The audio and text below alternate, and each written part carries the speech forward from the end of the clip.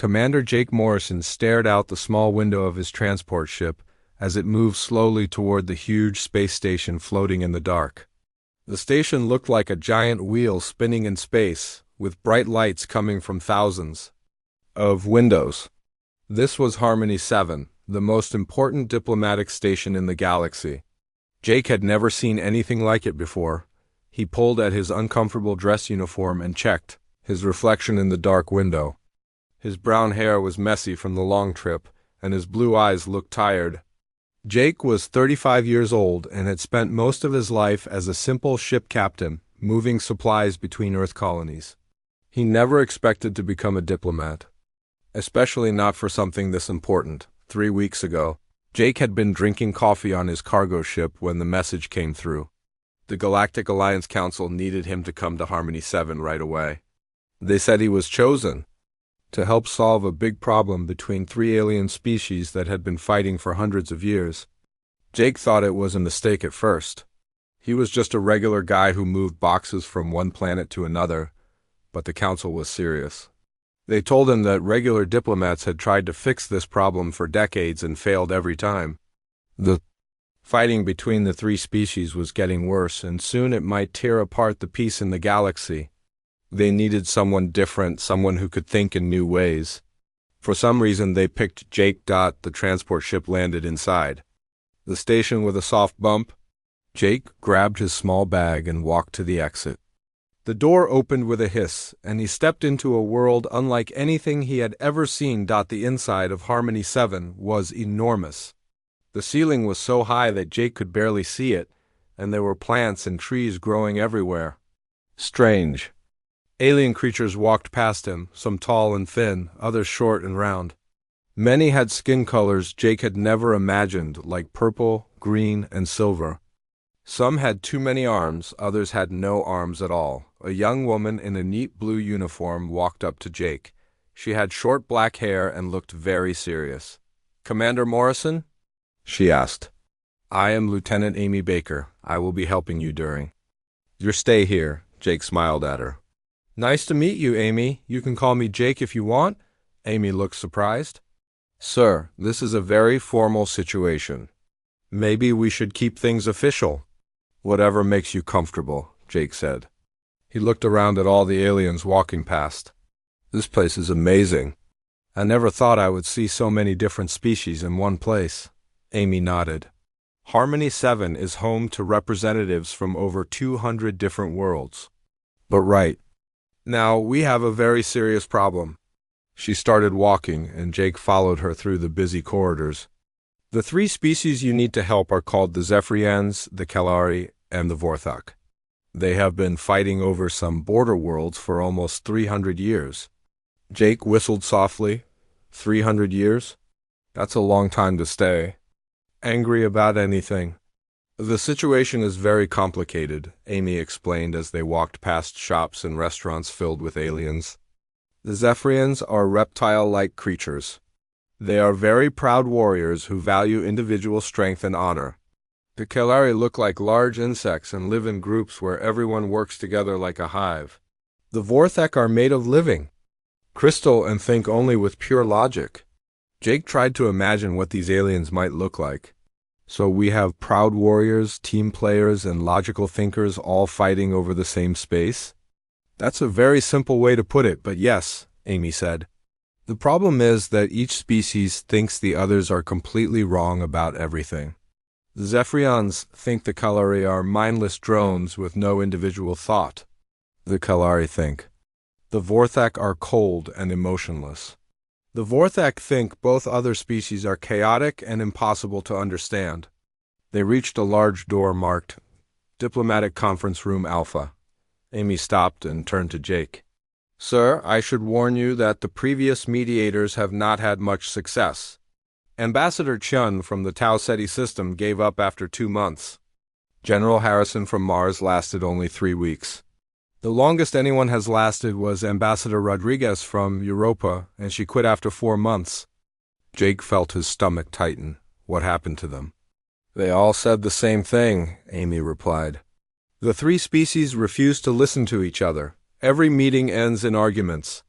Sometimes the Zephyrians start shouting, the Kalari make angry buzzing sounds, and the Vorthak just stop talking completely. Sounds like a fun party? Jake said with a small laugh. Amy looked at him strangely. Sir, this is a very serious situation. If we cannot solve this problem, there might be a war that could spread across the galaxy. Jake nodded. I understand it's serious, Amy, but sometimes when things are really serious, a little humor can help. Amy looked like she wanted to argue, but she just opened the door instead. The representatives are waiting for you inside. Jake walked into the conference room and immediately felt like he was in a zoo. The room was huge and circular, with a large table in the center. Around the table sat the strangest collection of beings Jake had ever seen. On the left side sat three creatures that looked like tall, thin lizards walking on two legs. Their skin was dark green and shiny, and they had large yellow eyes. These had to be the Zephyrians. They sat very straight and still, watching everything with sharp attention. On the right side were three beings that looked like giant ants or beetles. They had 6 arms each and large compound eyes that seemed to see everything at once. Their bodies were covered in hard, shiny shell-like skin that was dark brown. These were the Kalari, and they moved in perfect coordination with each other. At the far end of the table sat 3 creatures that looked like they were made of living glass or crystal. They were shaped roughly like humans, but were completely transparent, with light moving through their bodies in beautiful patterns. These had to be the VORTH. Jake stood at the entrance for a moment, trying to process what he was seeing. Then he walked toward the table, attempting to bow politely to all 3 groups at the same time. This was his first mistake. Jake tried to bow to the Zephyrians on his left, then quickly turned to bow to the Kalari on his right, then spin around to bow to the Vorthak behind him. But he moved too fast and got confused about which direction he was facing. He stumbled, his foot caught on his long dress uniform, and he started to fall. His coffee cup, which he had been holding in his hand, flew through the air and splashed all over the front of his white uniform. Jake landed hard on one knee, coffee dripping from his shirt, looking up at 9 alien faces staring down at him. For a moment, the room was completely silent. Jake looked down at his coffee-stained uniform, then up at the aliens, then back at his uniform. He started to laugh. Not a big laugh, just a quiet chuckle at how ridiculous the situation was. Then something amazing happened. One of the Vorthak, the crystal creatures that were supposed to be emotionless and logical, began to make a sound like wind chimes in a gentle breeze. The light patterns moving through its body became brighter and more colorful. Jake realized that the Vorthak was laughing. Amy rushed over to help. Jake, stand up. Sir, are you hurt? Jake got to his feet, still smiling. Just my pride. Amy, just my pride. He looked around at the 3 groups of aliens. The Zephyrians were still watching him carefully, but their posture seemed less rigid. The Kalari were making soft clicking sounds that might have been their version of amusement, and the Vorthak continued to make its wind chime sound. Jake straightened his coffee-stained uniform and walked to his seat at the table.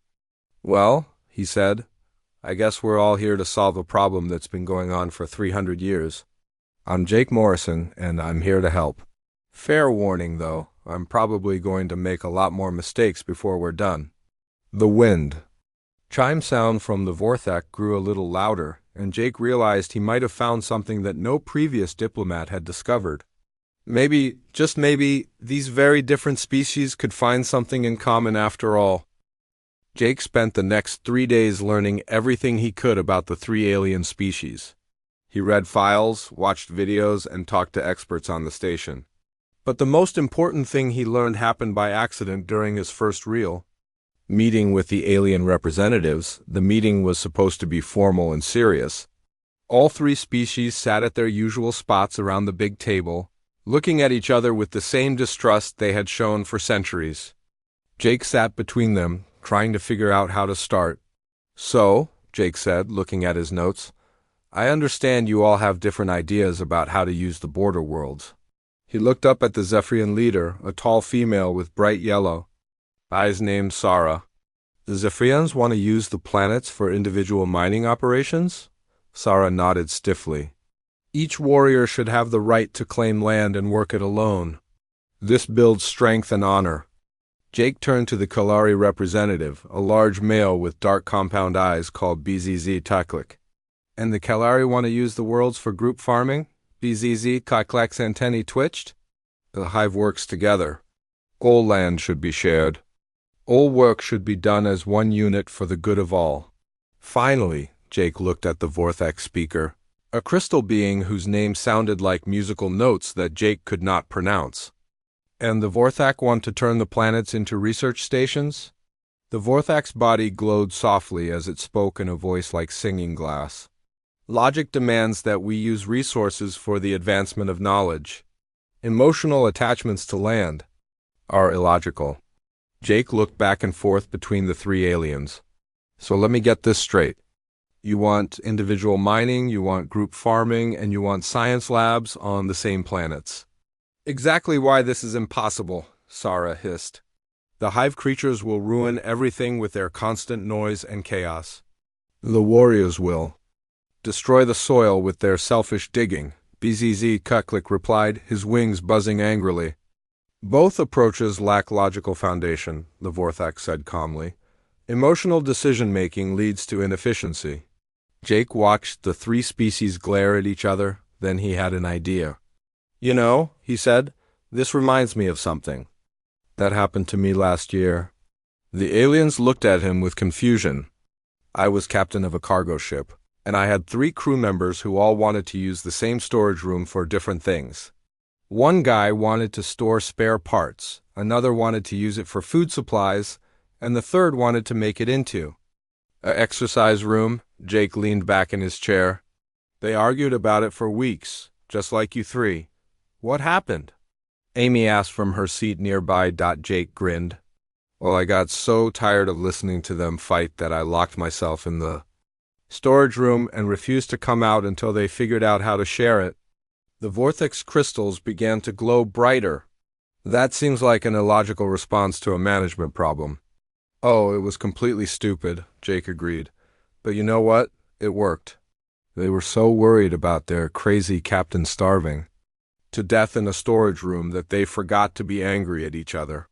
They worked together to find a solution that gave everyone what they needed. Sarah tilted her head to one side.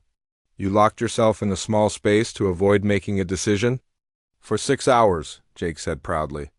I had snacks, so it wasn't that bad.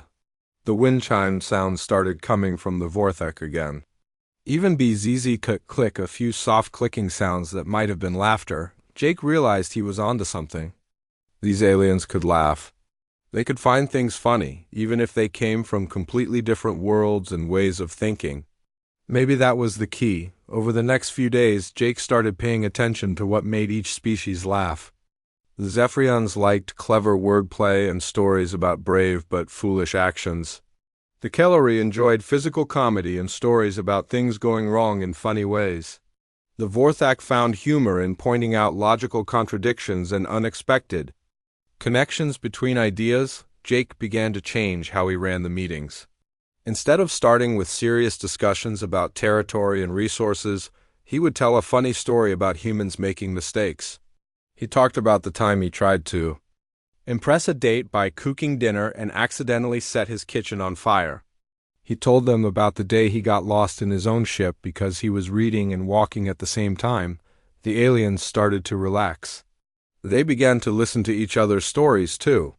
Sarah told them about a young Zephyrian warrior who tried to hunt a dangerous beast but ended up running away from a harmless plant that looked scary in the dark.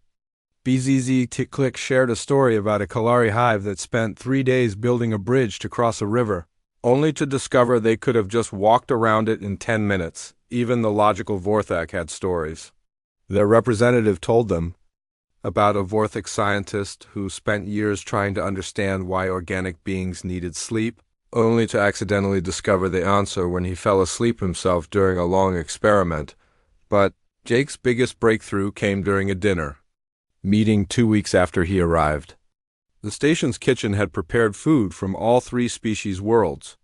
Jake looked at his plate, which had something that looked like purple soup, green cubes that glowed, and what appeared to be roasted insects.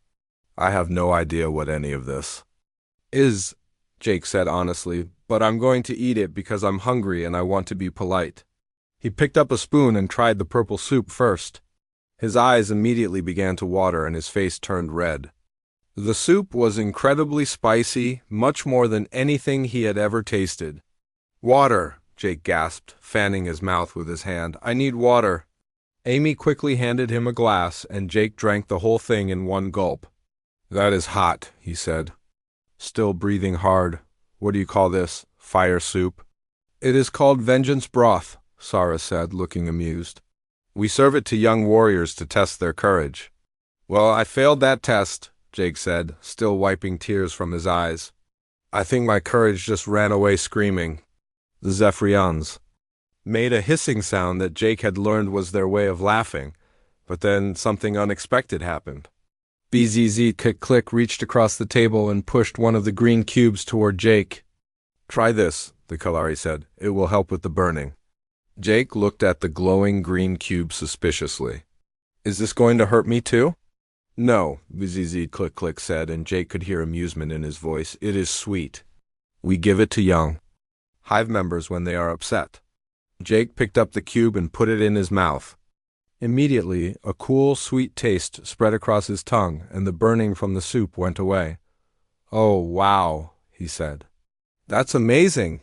Thank you. Then the Vortex spoke up. The combination of capsaicin compounds in Zephyrian food and the cooling proteins in Kalari treats creates an interesting chemical reaction. It is quite logical to use one to neutralize the other.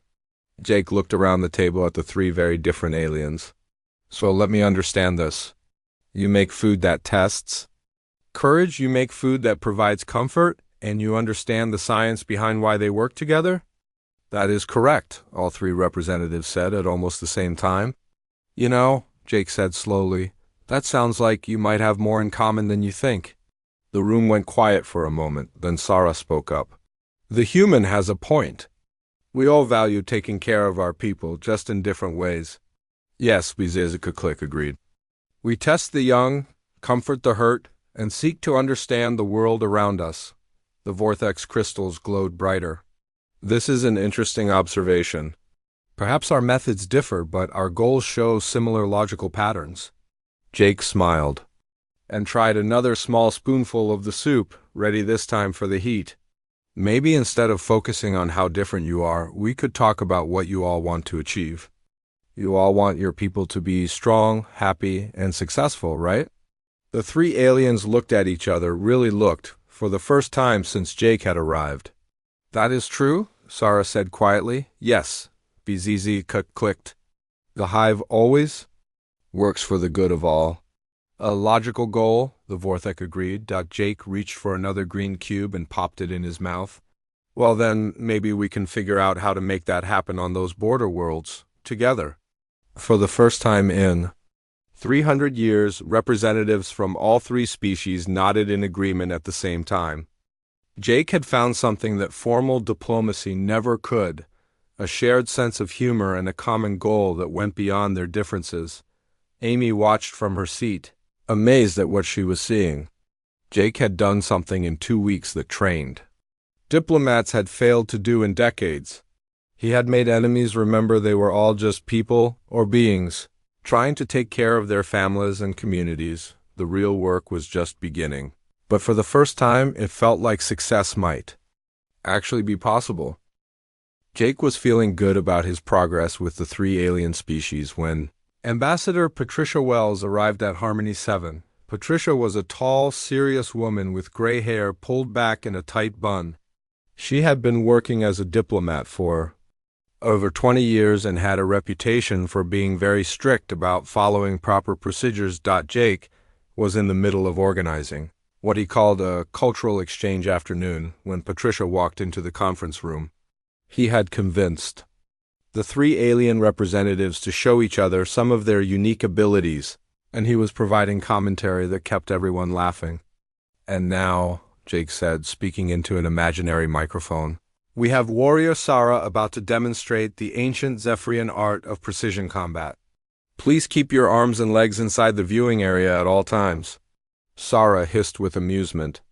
and pulled out a curved blade that gleamed in the light.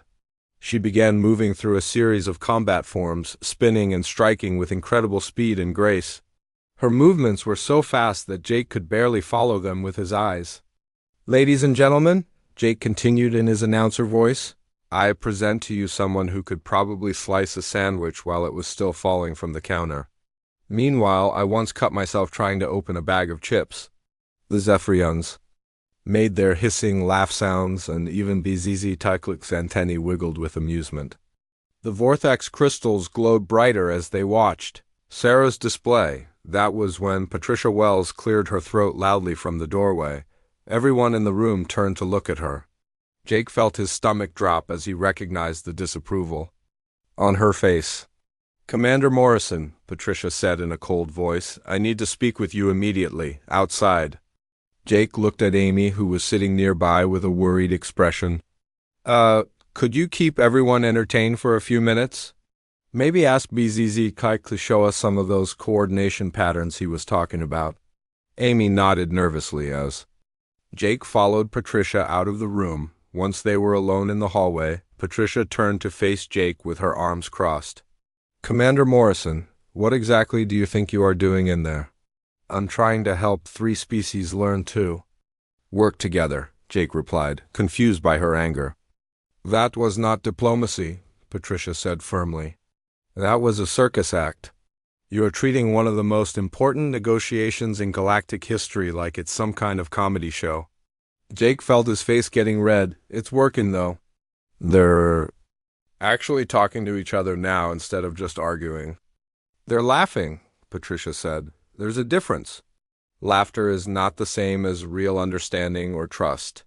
You're putting on a show, and when the show ends, they'll go back to hating each other." "I don't think that's true," Jake said. "They're starting to see each other as real people, not just enemies."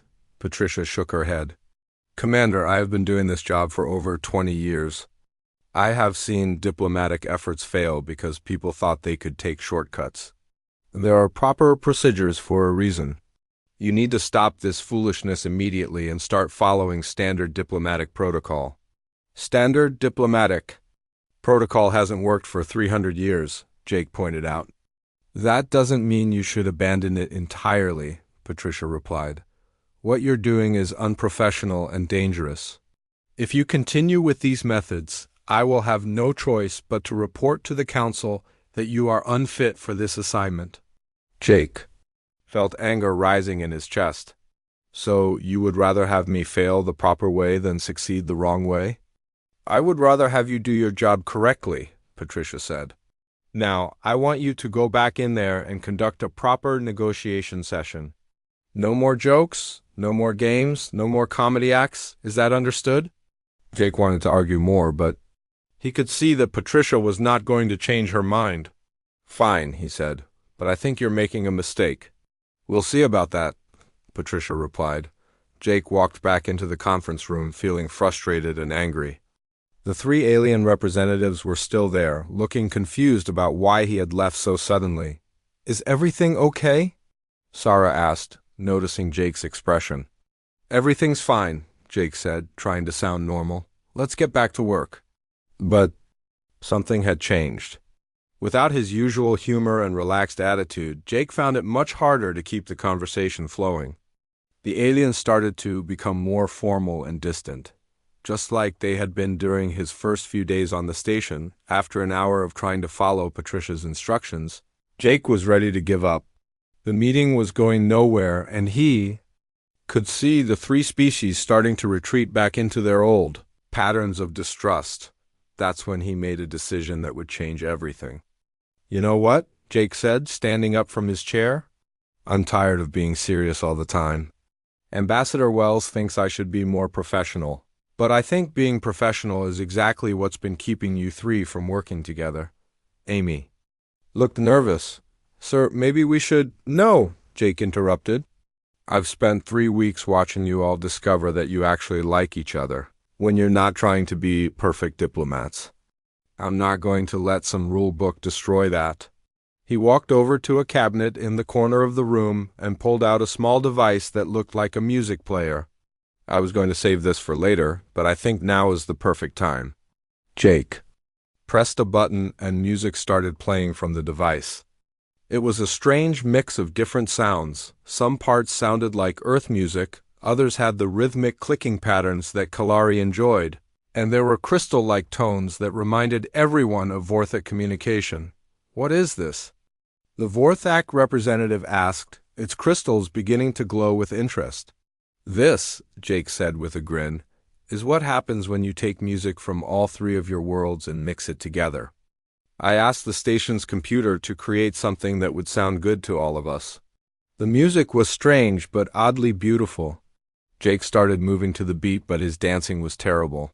He moved his arms in what was supposed to be a HFY War dance, but he looked more like he was trying to swat imaginary flies. Then he tried to copy the coordinated movements he had seen the Kalari do, but he was so clumsy that he nearly fell over. This is the worst dancing I have ever seen, Sarah said, but she was hissing with laughter. I think he's supposed to be copying our formation patterns. BZZ clicked, but he looks like a hatchling learning to walk. The lack of coordination is fascinating from a scientific perspective, the Vorthak observed, its crystals now glowing very brightly. Jake spun around and tried to move like the Vorthak did, rigid and precise, but he was still offbeat with the music. Come on, he called to the aliens. You can't tell me you could do worse than this. Something magical happened then? Sarah stood up and began moving to the music, her movements sharp and graceful like a warrior's dance. BZZ click, and the other Kalari joined in, their 6 arms creating complex patterns in the air. Even the Vorthak began to sway slightly, their crystal bodies creating beautiful light patterns in time with the music. Jake continued his terrible dancing in the middle of them all, and somehow it worked. The 3 species, who had been enemies for centuries, were dancing together around a human who couldn't dance at all. That's when Patricia Wells walked back into the room. She stood in the doorway, watching the scene with complete shock. Jake saw her and waved cheerfully while still dancing badly. Ambassador Wells, Jake called out, come join us. We're having a diplomatic dance-off. Patricia's face turned red with anger. Commander Morrison, stop this immediately. But Jake didn't stop. Instead, he turned to the 3 alien representatives. What do you think? Should we invite Ambassador Wells to dance with us? I do not think she would be very good at it, Sarah said, still moving gracefully to the music. She looks too rigid, BZZ Teklik agreed. Like she has forgotten how to enjoy herself. Her stress levels appear to be dangerously high, the Vorthak observed. Dancing might help reduce them. Jake looked at Patricia, who was standing frozen. In the doorway, the offer stands if you change your mind. Patricia turned around and walked out of the room without saying another word. The music continued playing, and the 4 beings continued dancing. Jake realized that this moment, as silly as it seemed, was more important than any formal meeting they had held. The 3 species were not just tolerating each other. They were actually enjoying each other's company when the music finally ended. Everyone sat back down at the table, but the atmosphere was completely different than it had been an hour earlier. That was fun, Sarah said, something that Jake had never heard a Zephyrian say before. Yes, Bzz Cook agreed. It felt good to move together instead of apart. The experience was pleasant, the Vorthak said, which Jake knew was high praise. From a species that usually only cared about logic, Jake looked around at the 3 aliens, all of whom were still smiling in their own ways. You know what I think? I think you're all more alike than you ever realized. You all know how to work hard, you all care about your people, and you all know how to have fun when you let yourselves. Perhaps, Sarah said thoughtfully, the human is correct. We have spent so much time focusing on our differences that we forgot to look for what we share. The hive agrees, Bzz Teklik said. We have all been too serious for too long. Jake woke up the next morning to Amy shaking his shoulder urgently. He opened his eyes and saw her worried face looking down at him. Jake, you need to get up right now, Amy said. There's been an attack. Jake sat up quickly, suddenly wide awake. What kind of attack? Where? Pirates hit a civilian transport ship near the border worlds. Amy explained as Jake got dressed. The ship was carrying families from all three species, Zephyrians, Kalari, and Vorthek. They're holding about 200 people hostage and demanding payment. Jake felt his stomach drop. How bad is it? Bad, Amy said. All three species want to send their military to rescue the hostages, but they can't agree on how to do it. They're back to arguing just like before, and if they don't work together, people are going to die. Jake finished putting on his uniform and hurried to the conference room with Amy. When he got there, he found chaos. The three alien representatives were shouting at each other in their own languages, waving their arms and making angry gestures. The friendly atmosphere from the day before was completely gone. We strike fast and hard, Sarah was saying to the others. Zephyrian warriors can board the pirate ship and defeat them in individual combat. It is the honorable way. No, Bizizi Kiklik buzzed angrily. The hive must work together. We send many small ships to surround the pirates. They cannot fight us all at once. Both approaches are illogical, the Vorthek said, its crystals flashing with irritation. We should disable their ship systems remotely and force them to surrender without violence. Your way will take too long, Sarah hissed. The hostages could be hurt while you play with computers? Your way will get everyone killed, BZZ Kiklik replied. Pirates do not fight with honor like warriors. Neither of your plans addresses the root problem. The Vorthek said coldly. Jake watched the three species fall back into their old patterns of distrust and anger. All the progress they had made seemed to disappear in an instant. That's when Captain Lisa Turner walked into the room. Lisa was a tall woman with short brown hair who worked as the military advisor for the station. She had been watching Jake's progress with interest, but had stayed out of the diplomatic meetings until now. Excuse me, Lisa said loudly, getting everyone's attention. While you three are arguing about the best way to rescue those hostages, the pirates are probably hurting them right now. The room went quiet. Jake could see the fear and frustration in all of their faces. Captain Turner is right, Jake said. We need to stop arguing and start working together. The pirates don't care about our differences, they just want to hurt innocent people. But our methods are incompatible, Sarah said. We cannot fight together when we disagree about everything. Jake thought for a moment, then smiled. You know what? Let's try something different. Instead of arguing about who has the best plan, let's talk about what makes each of your plans good. The aliens looked at him with confusion. Sarah, Jake said, why do you think individual combat is the best approach?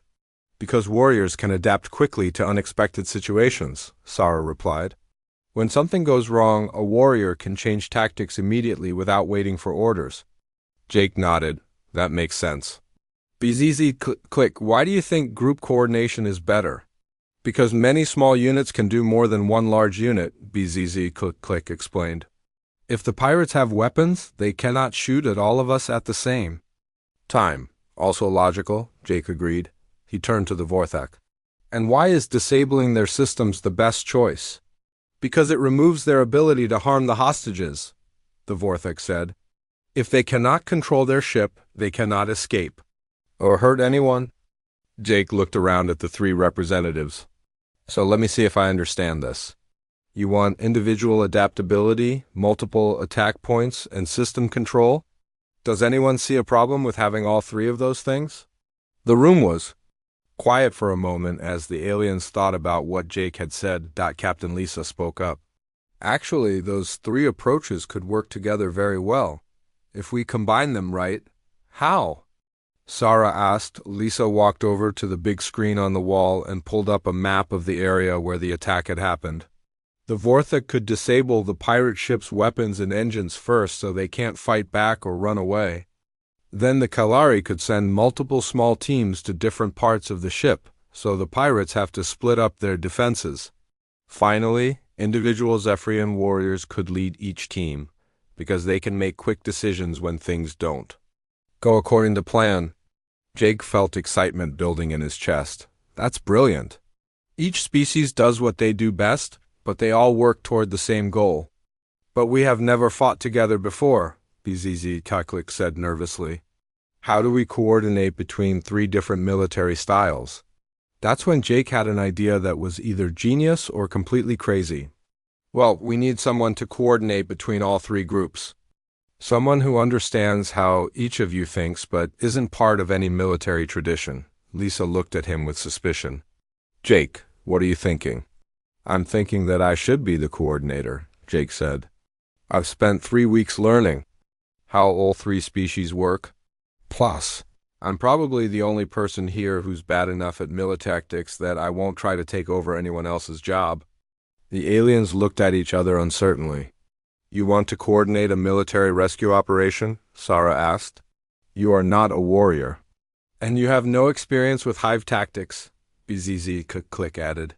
Your knowledge of advanced systems is extremely limited, Dvorthak pointed out. Jake grinned. Exactly. I'm not good enough at any of your methods to mess them up. I'll just be the guy in the middle, making sure everyone knows what everyone else is doing. Captain Lisa looked like she wanted to object, but then she started to smile. You know what? That might actually work. Jake doesn't have any military training to interfere with their natural instincts. Plus, Jake added, if something goes really wrong, you can all blame the crazy human who thought he could coordinate a military operation. The Vorthek made its wind chime sound. That logic is surprisingly sound. Sarah hissed with what Jake now recognized as amusement. The human speaks truth. If we fail, it will be his fault, not ours. And if we succeed, Bizizi clicked, we will have proven that the hive can work with outsiders. Jake looked around at the three species. So we're really going to do this? We're going to work together to save those hostages? Yes, all three. Representatives said at the same time. Over the next few hours, Jake found himself in the strangest military planning session of his life. He sat in the middle of the room while Zephyrian warriors, Kalari tactical specialists, and Vorthik systems experts worked out the details of their joint operation. Jake's job was to translate between the three groups when they didn't understand each other. When the Zephyrians talked about honorable combat, he explained to the others that they meant fighting fair and protecting the weak. When the Kalari discussed hive coordination, he helped the others understand that they meant working together so no one gets left behind. When the Vorthek mentioned logical systems analysis, he told the others that they meant figuring out the safest way to get everyone home. The planning session turned into something that was part military briefing and part comedy show. Jake had to ask embarrassing questions like, what does that weapon actually do? And could you explain that again using smaller words? But somehow, his innocent questions helped the three species explain their ideas more clearly to each other. So if I understand correctly, Jake said after 2 hours of planning, the Vorthek will use their computers to turn off the pirate ships, guns and engines. Then 6 Kalari teams will attach to different parts of the ship at the same time. Each team will have a Zephyrian warrior as a leader who can make quick decisions. Is that right? That is correct, the 3 representatives said together. And my job is to sit in a communication center and make sure everyone knows what's happening with everyone else? Yes, Captain Lisa said. You'll be the central coordinator. All information goes through you, and you make sure each group knows what the others are doing. Jake took a deep breath. Okay, let's go save some people. 3 hours later, Jake sat in the communication center watching screens that showed him everything that was happening with the rescue operation. He could see the Vorthik ships approaching the pirate vessel, the Kalari teams getting ready to board, and the Zephyrian warriors preparing for combat. Vorthak team, what's your status? Jake said into his communication device. Systems disabling in progress, came the reply. Pirate weapons will be offline in 30 seconds. Kalari teams, are you ready? All 6 teams prepared for boarding. BZZ Click's voice replied, waiting for signal. Zephyrian warriors, how are you feeling? Ready for honorable combat, Sarah's voice said. We will protect the innocent. Jake watched the screens and felt nervous excitement in his stomach. Okay. Everyone, pirate weapons are down. Kalari teams begin boarding. Zephyrian warriors, lead your teams and keep everyone safe. Let's bring those hostages home. What happened next was the most beautiful example of cooperation Jake had ever seen. 3 different species, who had been enemies for centuries, worked together like they had been training for years. The Vorthak kept the pirate ship helpless. The Kalari teams moved like a perfectly coordinated dance. The successful rescue mission changed everything at Harmony 7. News of the joint operation spread quickly through the station, and suddenly everyone was talking about how 3 enemy species had worked together to save innocent lives. Jake found himself being treated like a hero, but all he could think about was getting the 3 species to sign a real peace agreement. The morning after the rescue, Jake walked into the conference room to find all 3 alien representatives already there, talking quietly among themselves. This was the first time he had ever seen them arrive early for a meeting, and the first time he had seen them talking to each other without arguing. "Good morning, everyone," Jake said, sitting down at the table. "How are our rescued hostages doing? All families are safe and healthy," Sarah replied. The Zephyrian warriors report that the civilians showed great courage during the rescue. "The Galari medical teams have examined everyone," BZZ Click added. "No serious injuries." The hive is pleased. "Medical analysis confirms full recovery for all individuals," the Vorthak said. "The operation was a complete success." Jake smiled. "I'm glad everyone is okay. But more importantly, you 3 just proved something that nobody thought was possible. You showed that you can work together when it really matters." The 3 aliens looked at each other, and Jake could see something different in their expressions. The anger and suspicion that had been there for weeks was gone, replaced by something that looked like respect. "The human speaks truth," Sarah sighed. "Yesterday, Zephyrian warriors fought alongside Kalari teams and followed Vorthak guidance. It felt good." "Yes," BZZ Click agreed. "The hive learned that other species can be trusted partners, not just enemies." "The experience was highly instructive," the Vorthak added. "Cooperation produced results superior to individual effort." Jake leaned forward in his chair. "So what does this mean for the border worlds? Are you ready to try working together there too?" For the next several hours, the 3 species had the most productive negotiation session in over 300 years. Instead of arguing about who would control what territory, they started talking about how they could share the border worlds in ways that would benefit everyone. The Zephyrians would establish individual mining operations, but they would sell some of their metals to the Kalari farming communities.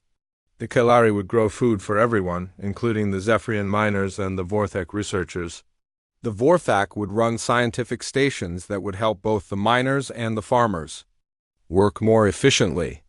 "It's like a big community," Jake said when they had worked out the basic plan.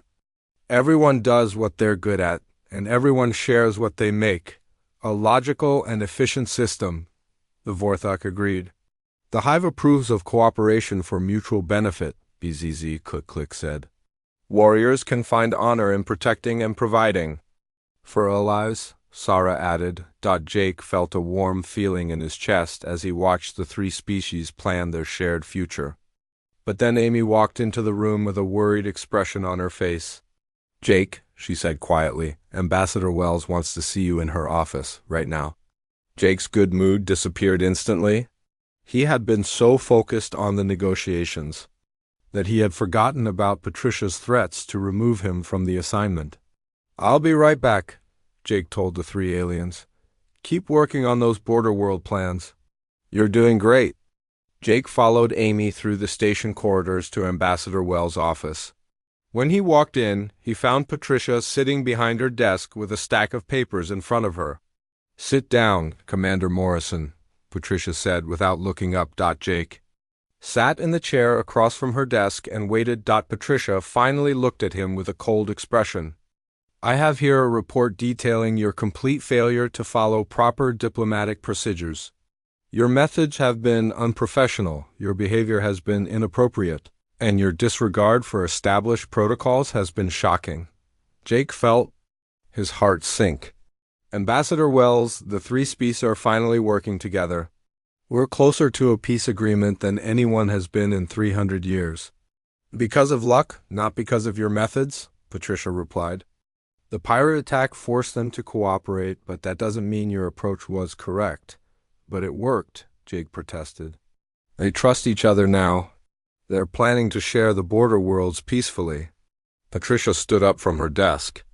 Commander Morrison, I am recommending to the Galactic Council that you be removed from this assignment immediately and sent back to Earth. Your replacement will arrive tomorrow to handle the final negotiations. Jake stared at her in shock. You're firing me? Now, when we're about to sign a peace treaty? I am correcting a mistake that should have been fixed weeks ago, Patricia said firmly. Real diplomacy is not about telling jokes and organizing dance parties. It's about serious negotiation between serious people. Jake felt anger rising in his chest, but before he could respond, the door to Patricia's office opened. Sarah, Bizizi, T-Click, and the Vorthek representative walked in, with Amy trailing behind them looking nervous. We heard that the human Jake is being sent away, Sarah said, her yellow eyes flashing with anger. This is not acceptable to the Hive, Bizizi added, his wings buzzing with agitation. The decision lacks logical foundation, the Vorthek said. Its crystals glowing brightly, Patricia looked at the three aliens with surprise. This is a private meeting. You have no authority here. We have the authority of beings who refuse to be treated like children, Sarah replied. Jake Morrison helped us see past 300 years of hatred. He showed us that we are not so different. The human taught us to laugh together, BZZ said. Laughter is a gift that we had forgotten. His methods produced quantifiable results where traditional approaches failed, the Vorthek added. Removing him now would be counterproductive. Patricia's face turned red. Commander Morrison's methods were inappropriate and unprofessional. A proper diplomat would have achieved the same results using established procedures. Sarah took a step forward, and Jake could see the dangerous glint in her eyes that meant she was ready for a fight. Other diplomats tried for decades and failed. Jake succeeded in weeks. This tells us everything we need to know about your proper methods. The Hive will not negotiate with a replacement, BZZ said firmly. We trust Jake Morrison.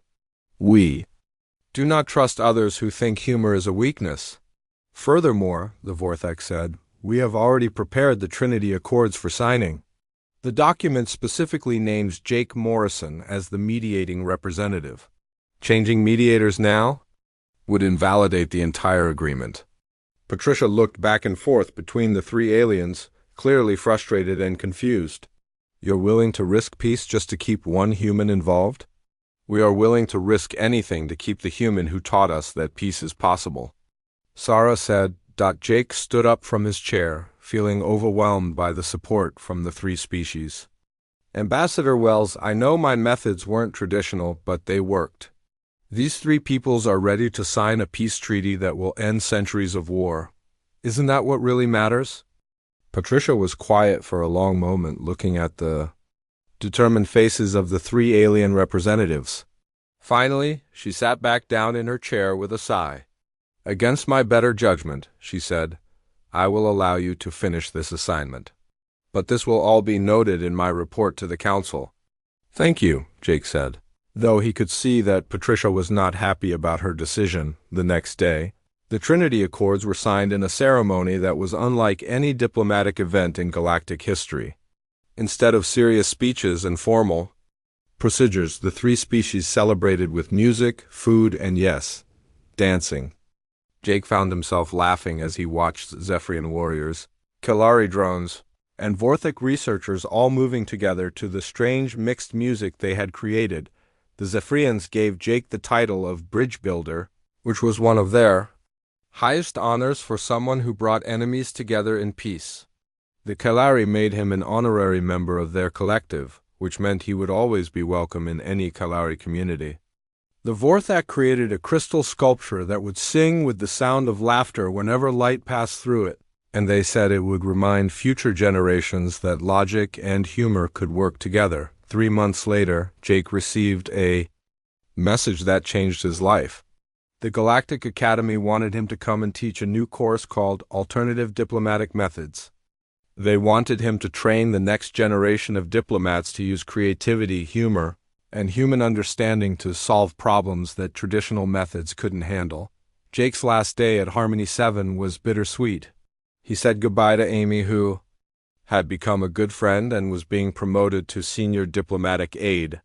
He visited the border worlds where Zephyrian miners, Kalari farmers, and Vorthak researchers were already working together and sharing stories and jokes in the evenings, but the best goodbye came from the three species he had helped unite.